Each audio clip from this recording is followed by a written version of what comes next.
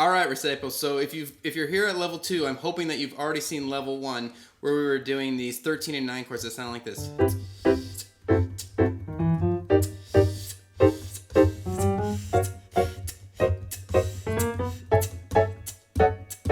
Yeah, totally cool. Now you can totally imagine like a brass section like announcing something, like it's about to get big and jazzy. It's like a big band almost.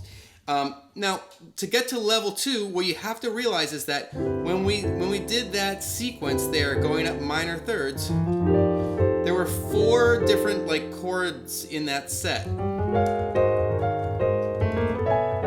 And then we got back to the D, the D13. And so if we only played 4 chords, we obviously are missing another bunch of chords because there are 12 unique pitches in an octave, so we only played 4 as our root. So what we're missing is the other 2 sets. There are actually 3 sets, so we played 1 set. You've learned 1 set.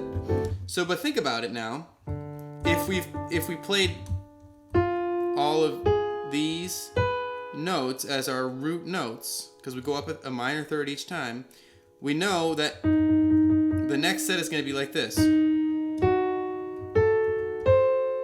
Alright, so we need to figure out those other 2 sets and practice those too. So the first one, we'll say, is an E flat.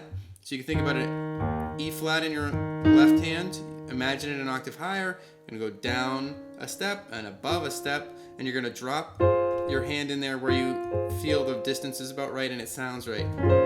It's got that nice glassy feel, glassy sound. So you do the same thing. And remember, this crunches in, these 2 stay where they are, this one goes down a half step, this one goes down a whole step.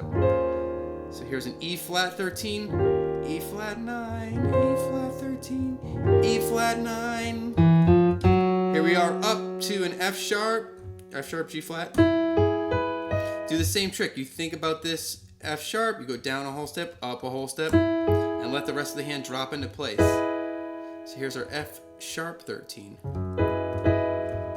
And it crunches in that way. And I know this from practice, so it's intuitive, but if you need to do it in sort of intentionally, then you're going to go down a half step here and down a whole step at the top.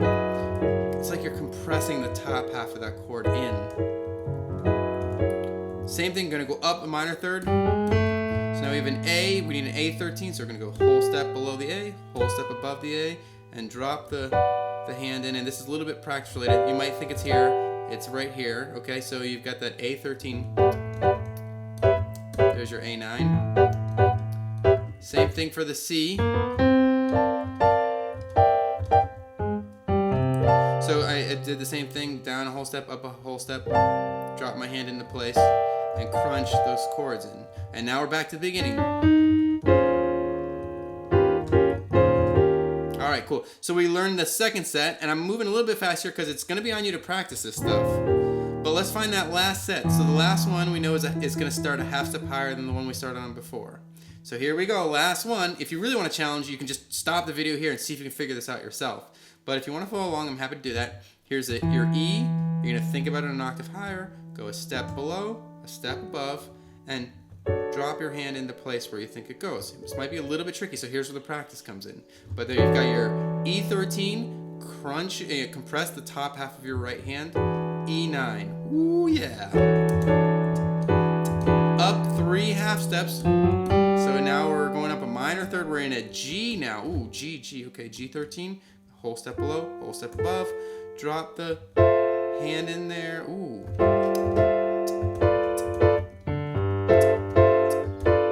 Same thing. There we go. So my instincts are kicking in here because I've practiced these sequences. But you go whole step below, whole step above, and drop the hand in.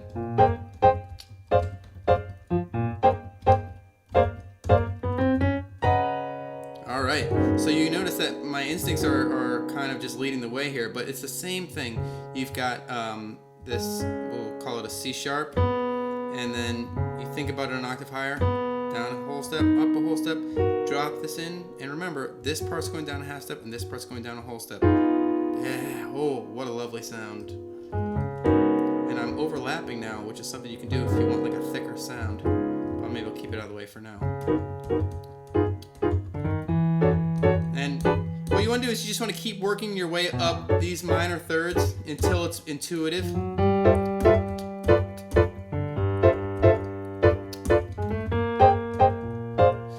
go. Those are the 2 other sets. So make sure you practice all 3 of those sets.